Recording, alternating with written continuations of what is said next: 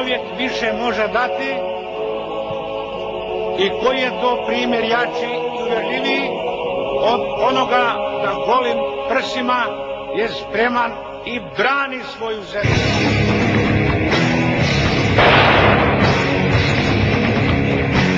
Ali ima nešto. Ja kod toga ostajem i to je moj imperativ dok sam živ. Na odnosu prema ratnicima Hrvatske domovine, prema ljudima koji su dali svoje živote, prema ljudima koji će još i dati, Hrvatska polaže povijesni ispit sama pred sobom. Tu Hrvatska prolazi ili dobiva negativnu ocjenu.